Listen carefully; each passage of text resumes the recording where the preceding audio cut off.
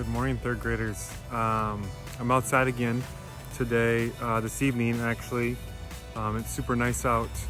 Hopefully you were outside today. It's not nearly as cold as I thought it might be. It's actually pretty warm in the sun, and it turned out to be a beautiful day. As you can see, I'm here, these flowers and the trees, they smell great too. I'm at the Chaska Middle School. It's a great spot. Everything's growing. They even mowed the lawn. So spring is definitely here. Hopefully you're enjoying it. A couple things about today. Math review continues. There's, I think, some story problems, things like that with multiplying and dividing. Thank you if you asked for help. I know factors was something that people were a little bit stuck on yesterday. So if you asked me about it, that was great. I'm happy to help. Other things today, spelling. Please try to do some of those spelling tests. There's 10 of them, so please try to get a couple done this week so you don't have to do them all next week. Immigration story. Some of you have started working on that. Austin asked me about how much should you be doing each day. If you do like 2 slides a day, that would be perfect.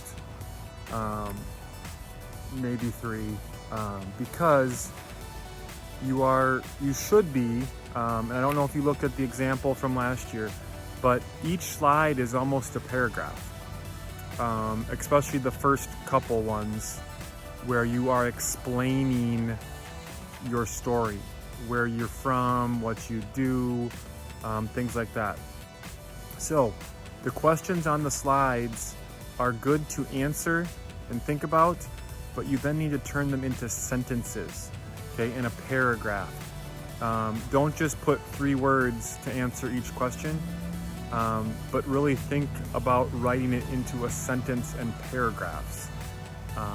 It's like a journal or a diary that you're writing, and so I want to try and have some full sentences and paragraphs in there. Otherwise, there's some weird bird noise over there.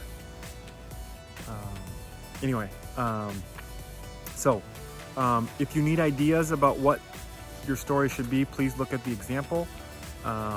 Please listen to the stories about immigration that I read. Even playing that simulation game would be a great way to get some ideas about what it was like. All those will help you. That's pretty much it for today. Keep reading. A couple of you asked about reading responses. Do 4 this week. It doesn't matter which days. If you forgot, if you've been forgetting, if you haven't done them, just start today. Do 1 today and we'll go from there. You don't have to go backwards and do things you missed. Just the most important thing is just to be reading. So if you forget the reading response or can't do it some days, that's fine, as long as you're still reading a book. Otherwise, that's all for today.